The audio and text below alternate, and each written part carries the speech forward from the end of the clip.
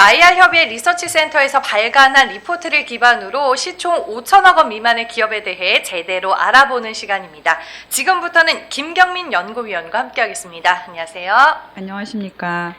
최근에 반도체 관련된 책도 나오고 네. 반응이 어떤가요? 9월 초에 발간했고요. 반도체를 처음 접하시는 분들한테 적합한 책을 발간했습니다. 그래서 초보라고 느껴지시는 분들이 좀 긍정적으로 봐주시는 것 같습니다. 네, 저도 반도체 초보인지라 아주 재밌고 쉽게 잘 읽고 있습니다. 네, 감사합니다. 여러분들 많이 검색해서 책 읽어주시길 바라겠습니다. 네. 오늘 이제 또 기업 공부를 할 텐데 아모텍이라는 기업에 대해 또 준비를 하셨어요. 어떤 네. 회사일까요? 예, 아모텍은 전자부품 회사이고요. 전자부품은 이제 능동부품이냐 수동부품이냐 나뉘는데 수동부품 회사입니다. 이 회사는 1994년에 아모스라는 이름으로 설립이 됐고요. 이후에 그 모터 및 칩 베리스터 사업을 영위하던 아멕스를 흡수 합병하면서 이름이 바뀌었습니다. 그래서 오늘날의 아모텍이 되었고요.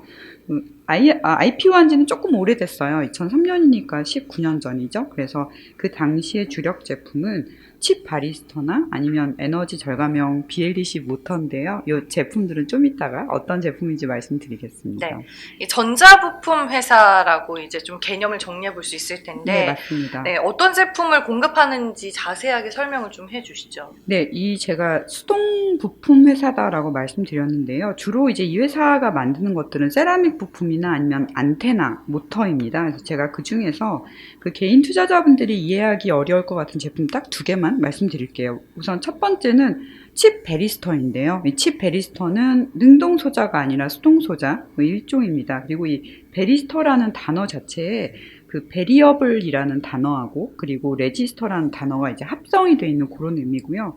주로 이제 요거는 어디 많이 쓰이냐면 휴대폰에 많이 들어가고요. 네, 휴대폰에 많이 들어가고 그 다음에 이 기본적으로 이 소자 내에서 저항치가 전압에 의해서 계속 바뀝니다. 그런데 주로 안정적으로 전기를 공급하기 위해서 필요한 여러 가지 수동 소자 중에 하나고요. 그런 수동 소자 중에 대외적으로 많이 알려져 있는 거는 MLCC가 수동 소자고요. 칩 바리스터의 역할은 그거랑 좀 다르지만 그래도 수동 소자를 대표하는 제품이다 라고 이해해 주시면 좋을 것 같습니다. 두 번째 제품은 BLDC 모터인데요. 사실 모터라고 하면 선풍기에 뭔가 돌아가는 듯한 느낌 많이 받으실 거예요. 근데 그 BLDC는 일단 엄청나게 조용한 모터입니다. 왜 조용하냐 하면 원래 모터에는 브러쉬라는 게 달리거든요. 근데 브러쉬가 없습니다. 그래서 브러쉬가 없다는 의미에서 브러쉬리스 모터라고 부르고요. 주로 이제 선풍기도 이 브러쉬리스 모터가 많습니다. 그래서 네이버에서 BLDC 모터 선풍기라고 검색을 해보시면 엄청나게 조용한 선풍기를 찾으실 수가 있고 그게 그거였군요. 예, 제가 맞습니다. 이번 여름에 샀거든요. 사셨어요? 네. 네. 네. 근데 이제 이게 일반 탁상용 선풍기 외에도 그 차에 타보시면 에어컨 나오는 부분에도 다 이런 모터가 들어가거든요. 그래서 그 우리가 일반적으로 볼 수 있는 그런 선풍기 외에 다양한 부분에 이 엄청나게 조용한 모터가 필요하다라고 생각하시면 좋겠습니다. 그러니까 소음을 좀 줄이는. 네, 맞습니다. 그쵸. 그리고 역시 차 안에서도 조용한 게 중요하잖아요. 그래서 그렇죠. 주로 차량용 모터로 많이 공급하고 있습니다. 그렇군요. MLCC 쪽도 하고 있어요? 네, 회사는? MLCC도 역시 수동 소자 일종인데요. 조금 이따가 또 말씀드리겠습니다. 네, 알겠습니다. 네. 그러면 이제 매출 비중은 어떻게 구성이 되어 있을까요? 네, 지금 이 회사는 연간 매출이 한 2천억 정도예요. 보시면 이제 2019년이 2,486억이고, 올해 제가 2,280억 정도로 보고 있는데요. 요 2천억 매출의 1,000억 원 정도가 차량용으로 발생합니다. 즉, 차량용 안테나, 차량용 모터 이렇게 발생한다라고 생각하시면 좋고요. 이번에 MLCC는 신제품입니다. 그래서 상반기에는 매출 기여는 대단히 제한적이고요. 올해 하반기부터 매출 기여가 조금씩 늘어날 것 같습니다. 그래서 이 기업도 제가 예전에 주니어 애널 시절에는 휴대폰 부품 회사로 매우 유명했거든요. 맞아요. 지금은 이제 차량용 부품 회사로 변신 중입니다. 스마트폰 부품에서 이제 차량용 쪽으로 변모를 하고 있군요. 네, 맞습니다. 네. 그러면 이제 매출 비중을 기반으로 우리가 조금 짐작할 수 있는 투자 포인트 구체적으로 어떤 점들이 있을까요? 네, 투자 포인트 말씀드리겠습니다. 조금 어렵게 느껴주실 수도 있는데, 이 완성차라는 게 기본적으로 모바일 기기랑 좀 다른 게요. 이 환경 자체가 되게 가혹합니다. 가혹하다는 게 뭐냐면, 사람 입장에서는 차를 타면 매우 편하잖아요. 특히 전기차 같은 경우는 택시기사님들께 여쭤보면 차가 엄청 조용하다. 뭐 밟으면 빨리 반응한다. 이런 얘기를 하시는데요. 이제 이거는 저희가 유저로서 느끼는 거고요. 실제 차량 안에서는 그런 편안한 환경을 만들기 위해서 또는 그 전기차 같은 경우는 배터리가 충전이 빨리 잘 되는 환경을 만들기 위해서 전반적으로 각종 부품들이 고전압 환경이라던가 아니면 고온 환경을 잘 견뎌야 됩니다. 그래서 고전압 같은 경우는 전기차도 기존에는 400V 전격 전압 배터리가 많이 나왔고요. 요즘 신형은 800V가 나옵니다. 이제 기본적으로 이렇게 되면 충전이 빨리 되고 있고요. 그리고 이제 고온 환경 말씀드린 것은 이 차에도 반도체가 필요하잖아요. 그래서 D램 같은 반도체가 필요한데 원래 D램은 90도 정도까지만 견디면 작동을 잘 하면 괜찮았는데 요즘은 120도 또는 그 이상도 테스트를 합니다. 왜냐하면 완성차라던가 아니면은 데이터 센터에 워낙 덥기 때문에 그 안쪽에 고온 환경이 조성되기 때문에 지금은 수동 부품이든 아니면 능동 부품이든 고전압 환경 또는 고온 환경에 적합할 그런 뭔가 그 체질적인 변화가 필요한 시기고요. 아모텍은 그런 부분에서 수혜주다라고 볼 수 있습니다. 올해 실적에 대해서는 좀 어떻게 추정하고 계세요? 네, 올해 실적에는 명암이 있습니다. 일단 매출은 전년 대비 14.8% 늘어난 2,280억으로 생각하고 있고요. 지금 원래 이 회사가 스마트폰 수혜주였잖아요. 근데 지금 스마트폰 수요가 안 좋습니다. 네. 그래서 스마트폰 수요는 안 좋지만 아까 말씀드렸던 차량용 전자부품 매출 증가 때문에 매출은 전년 대비 10% 이상 올라갈 것 같고요. 이 회사가 지금 작년, 재작년에 계속 적자였는데 올해는 적자가 축소가 될 것 같습니다. 일단 그 올해 경영 효율화 이런 것들이 이루어지고 있거든요. 그래서 전사적으로 매출은 증가하고 영업 이익 같은 경우는 그러니까 영업 이익이 나긴 어려운 상황이지만 작년보다는 적자가 축소될 것이다 라고 생각을 하고 있습니다. 네.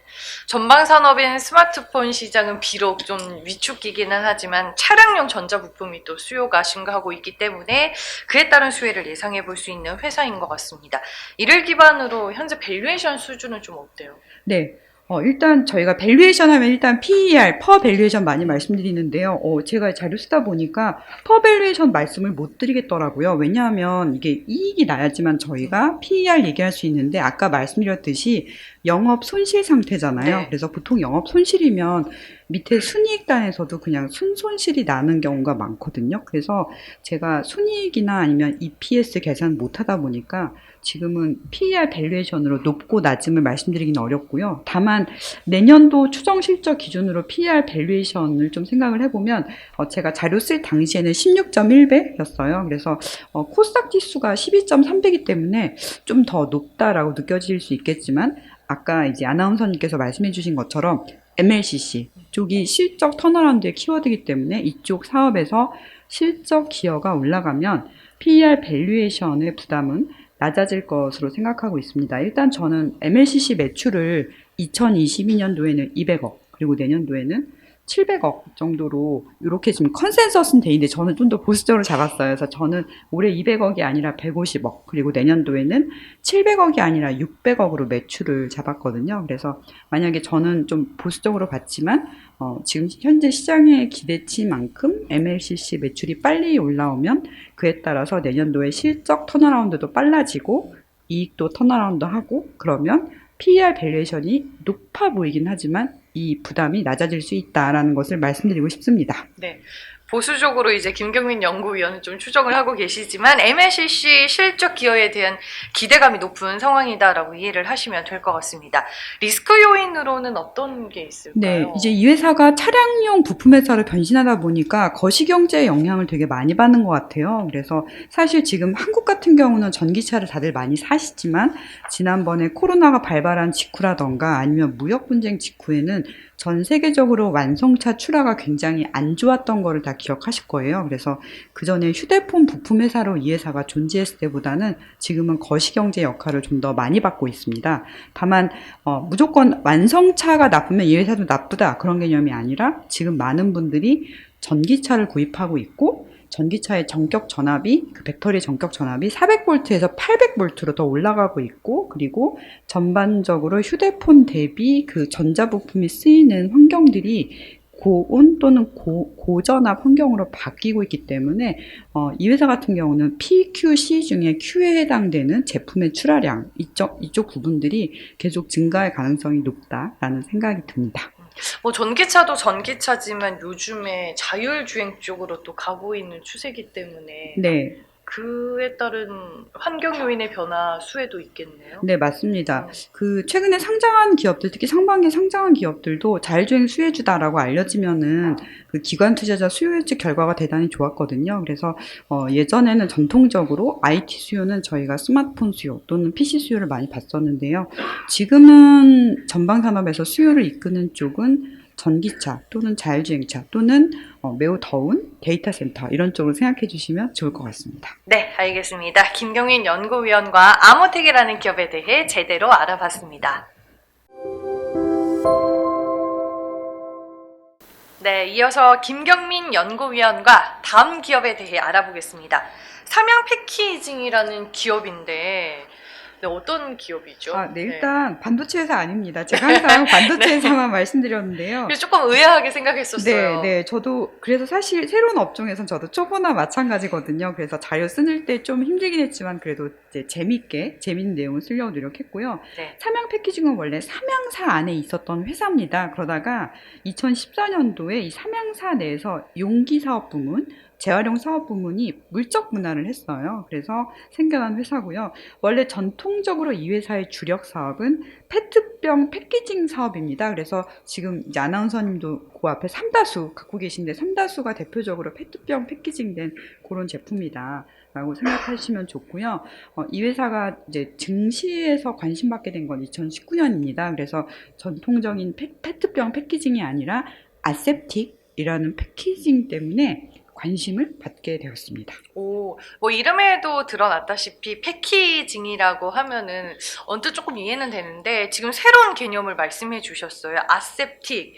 이게 뭔지 좀 설명을 더 해주셔야 될 것 같아요. 네, 보통 아셉틱 패키징의 대표 제품은 옥수수 수염차입니다. 근데 사실 소비자분들은 잘 모르세요. 왜냐하면 소비자분들은 지금 목이 마르니까 가서 옥수수 수염차를 사야겠다 아니면 삼다수를 사야겠다 이렇게 생각을 하시잖아요. 그래서 소비자분들은 잘 모르는데요. 저는 이제 자료를 쓰고 나니까 편의점 가면 아셉틱 패키징 음료가 어떤 건지 쉽게 알아볼 수 있습니다. 일단 통 모양이 굉장히 보기가 좋아요. 보기가 좋고 손에도 잘 잡히고요. 그리고 어린이 음료 같은 경우는 통 모양이 훨씬 더 작게 예쁘게 나오고요. 그리고 패키징도 굉장히 다채롭게 나옵니다. 그래서 한마디로 소비자 입장에서는 보기 좋은 음료? 마치 제가 이제 요번에 가을이 됐으니까 청바지를 사야겠다 할 때 핏이 예쁜 청바지를 좋아하는 것처럼 아셉틱 패키징 음료는 일단 소비자 입장에서는 핏이 좋은 음료다라고 말씀드릴 수 있겠고요. 음료회사 입장에서는 굉장히 좋은 게요. 음료 쪽도 지금 유행이 되게 자주 바뀌거든요. 그래서 그 바뀐 음료 유행에 맞춰서 다품종 소량 생산할 수 있는 패키징이 바로 아셉틱 패키징이다라고 말씀드릴 수 있겠습니다. 아니, 소비자 입장에서는 외관상으로 이제 뭐 음료라든지 제품의 포장이 예뻐지는 건데, 네, 맞습니다. 뭐 기능적인 면에서 더 좋아지는 것들도 좀 있을까요, 이게? 네, 네, 좋은 말씀 주셨는데요. 네. 일단 아셉틱을 제가 아까 복잡하게 말씀드렸는데 한 글자를 말씀드리면 무균 패키징이에요. 그래서 안전하고요. 그리고 이제 그 아셉틱 패키징이 나오고 나서 다양한 음료가 나오게 됐습니다. 특히 이제 우유가 들어간 음료들.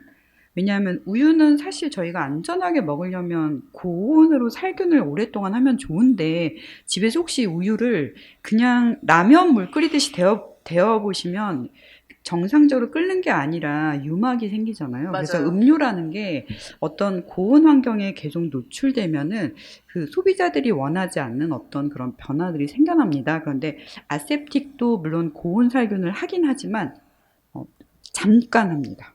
아주 잠깐 살균 하고 그 외에는 일단 만들어진 다음에는 유통이 가능하도록 그렇게 만들어져 있거든요. 그래서 주로 아세프틱 패키징 이후에는 우유가 많이 들어가 있는 커피 음료 또는 그 휴대용 분유 이런 것들이 많이 만들어져서요. 그래서 소비자들 입장에서는 핏이 좋은 음료 또는 편안한 음료라고 많이 느끼실 수가 있습니다. 이게 지금 그러면은 아셉틱 패키징이 시장에서 얼마나 보급되고 있는지가 저는 또 궁금해지네요. 네, 그 네. 삼양 패키징 IR 자료에 나와 있는데요. 아직 한국 기준으로는 페네트레이션 레이쇼가 보급률이 30% 이하입니다. 그래서 지금 아나운서님도 삼다수 갖고 계신데요. 저런 음료들은 대부분 전통적인 페트병 패키징 음료고요. 아세프틱 패키징은 전체 음료의 한 30%가 조금 안 된다. 그래서 성장 여력이 크다라고 생각해 주시면 좋을 것 같습니다. 어찌 보면 이제 페트병 패키징의 한계를 벗어나서 이제 아세틱 쪽으로 캐파를 좀 늘려나가고 있는 상황인데 전체적인 삼양 패키징의 매출 비중을 좀 어떻게 봐야 될까요? 네, 네. 사실 그래서 삼양 패키징 전사 매출보다는 요 아세프틱 패키징 매출이 얼마나 빠르게 늘어나는지 다들 그것만 보고 있거든요. 그래서 네. 그것만 말씀드리겠습니다. 우선 2021년 1, 2, 3, 4분기에 190억, 321억, 322억, 234억을 기록을 했고요. 이 회사는 2, 3분기가 성수기입니다. 그래서 QOQ로 매출이 오르락내리락 하네 이렇게 봐주시면 좀 곤란하고요. 2, 3분기에 잘 나온다라고 생각해 주시면 좋을 것 같습니다. 그리고 올해 1분기랑 2분기에는 각각 251억, 367억이 나왔습니다. 그래서 작년 기준으로는 분기에 엄청 잘 나올 때 300억 초반이었는데 지금은 300억 중반을 넘어가고 있다. 이렇게 이해해 주시면 좋을 것 같습니다. 그리고 상반기 매출을 작년 상반기랑 비교하면 21% 정도 증가했거든요. 이게 매우 고무적인 숫자입니다. 왜냐하면은 아까 아세프틱 패키징의 보급률이 30% 이하다라고 말씀드렸는데 시장 성장률을 보통 10% 초반으로 보거든요. 그래서 아세프틱 패키징 음료의 시장 성장률은 10% 초반인데 삼양 패키징의 상반기 아세프틱 패키징 매출은 전년 대비 20% 이상 증가했잖아요. 그래서 시장 성장률을 상회하는 아세프틱 패키징 매출 성장률을 보이고 있기 때문에 긍정적이다라고 판단하실 수 있습니다. 높은 또 성장성을 보이고 있고 네. 일단 음료가 많이 팔리는 계절과 분기는 여기 네. 회사도 이제 네, 성수기다라고 맞습니다. 볼 2, 수 있겠네요. 3분기가 성수기입니다. 네. 네. 그러면 이제 앞서서 설명해 주셨던 내용들을 기반으로 딱 투자 포인트를 요약해 주시면 네. 네. 투자 포인트 진짜 한마디로 말씀드릴 수 있는데요. 그냥 네. 이 회사가 1등이에요. 네. 그러니까 2007년도부터 시작했으니까 매우 오래전에 시작했죠. 사실 2007년도 뉴스 검색해보면 아세프틱이란 단어 자체가 거의 안 나오거든요. 그래서 매우 초기에 시작을 했고, 아세프틱도 마치 반도체처럼 라인이 있습니다. 그래서 1호기 라인, 2호기 라인 이런 식으로 부르는데요. 지금 6호기 라인을 증설을 하고 있습니다. 그래서 업계 1위는 아세피 쪽에 이제 삼양 패키징이 있고 2위는 동원 시스템스가 있는데요. 이 순위 자체는 크게 바뀌지 않을 것 같습니다. 마치 반도체에서 저희가 뭐 파운드리나 아니면 반도체 장비 쪽 보면 순위가 잘 바뀌지 않잖아요. 네, 이쪽도 그 기본적으로 설비 투자 부담이 굉장히 커요. 그래서 라인 2개 정도 새로 깔려고 하면 1,000억 원 이상 필요합니다. 그래서 아마 이 회사의 1위 이상은 쉽게 바뀌지는 않을 것 같습니다. 네. 뭐 1위는 괜히 1위가 또 아니죠. 네, 어느 업종이나 마찬가지입니다. 맞아요. 네. 네, 1등은 다시 보게 되는데 올해 이제 삼양 패키징의 실적은 어떻게 추정하고 계세요? 네, 저도 이제 반도체 채널로 계속 있다가 새로운 업종 하다 보니까 실적 네. 추정하는 게 어렵더라고요. 일단 그 실적 매출은 4천억을 넘는 것으로 생각합니다. 일단 상반기에 2천억이 넘었어요. 2천억이 넘고 아까 말씀드린 것처럼 아세티 패키징이 증가하기 때문에 올해 매출은 4,328억 정도 보고 있고요. 영업이익은 좀 안타깝지만 작년에 461억이었는데 올해는 감소할 것 같습니다. 410억으로 예상을 하고 있고요. 이 실적이 좋을 것 같은데 감소하는 게 좀 이상하잖아요. 그러니까 이 회사는 실적 측면에서는 제가 보기에는 유가의 영향을 많이 받습니다. 왜냐하면은 이 아세틱 패키징을 하려면 일종의 산업용 플라스틱 병이 필요하거든요. 근데 이 산업용 플라스틱도 다 대부분 유가의 영향을 받습니다. 근데 올해 러시아, 우크라이나 전쟁 영향 때문에 유가가 많이 올랐거든요. 그래서 이 회사 영업이익은 제가 410억 정도로 보고 있는데 영업이익 맞추기가 되게 힘들 것 같아요. 왜냐하면 유가라던가 아니면 기초 소재 영향을 되게 많이 받고 있고요. 제가 자료 쓸 당시에는 유가가 $80를 또 넘은 상태였거든요. 근데 지금은 또 $80를 하회해서 계속 유지될 것 같은 또 그런 상황이더라고요. 그래서 네, 굉장히 뭐랄까 실적 추정하는 게 특히 영업이익 추정은 굉장히 어렵다 말씀을 드릴 수 있을 것 같습니다. 아, 이 원자재 쪽에서 유가의 방향성이 네, 또 막대한 영향을 끼치는군요. 네, 제일 맞추기 힘든 것 음, 같습니다. 그러면 밸류에이션은 좀 추정이 될까요? 어떻게 추정해야 될까요? 근데 사실 네. 밸류에이션은 저희가 PER 또는 퍼 밸류에이션 볼 때는 이익만 나면은 저희가 밸류에이션 얘기를 할 수 있잖아요. 그래서 제가 밸류에이션 봤더니 생각보다 높지는 않습니다. 그 자료 쓸 당시에 PER 밸류에이션이 9.8배였고요. 이 회사가 코스피 소속된 회사예요. 그래서 코스피 밸류에이션 보니까 코스피랑 큰 차이가 안 납니다. 그리고 전반적으로 밸류에이션이 높지 않다라는 증거들을 찾을 수 있겠더라고요. 그런데 아까 내가 삼양 패키징의 그 경쟁사가 동원 시스템즈라고 했잖아요. 그쪽은 또 밸류에이션이 높더라고요. 그래서 보니까 동원 시스템즈는 19.1배입니다. 그래서 왜 그런가라고 생각을 해봤더니 거기 동원 2차 전지 쪽 밸류가 어, 더해지나요? 제가 동원 이제 시스템즈는?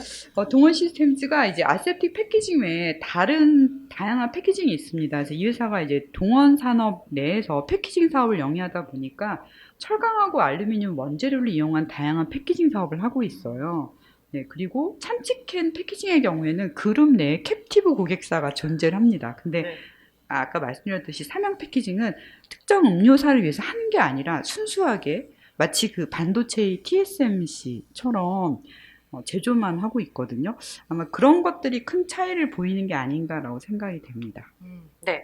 뭐 유가 얘기를 살짝 해주셨는데 그럼 이 유가가 결국에는 리스크 요인이 되는 걸까요? 네, 그쵸. 네. 저희가 이제 어떤 회사를 볼 때 이 회사의 리스크 요인을 이제 P냐, Q냐, C냐 이거를 많이 봐요, 애널들이. 그래서 P 같은 경우는 프라이스, 제품 가격, Q 같은 경우는 퀀터티, 즉 제품이 얼마나 많이 팔리느냐 요거고, 이제 C가 커스트를 의미하고 비용을 의미하는데 이 회사 같은 경우는 아까 말씀드렸듯이 PQC 중에 Q, 즉 아세틱 패키징 계속 증가하고요. 제품 더 많이 팔리고. 근데 아까 제가 말씀드렸듯이 가장 애널 입장에서 추정하기 힘든 게 이 회사의 영업이익이고 영업이익에 영향 끼치는 것이 코스트입니다. 그래서 그 코스트 쪽에서는 네, 유가가 가장 영향을 끼칠 것 같습니다. 이게 사실 좀 어려운 내용이긴 한데 이제 원유는 기초 소재이고요. 이 원유를 정제하면 두 가지가 나옵니다. 이 회사한테 필요한 게 그게 하나는 PTA라는 것이고요.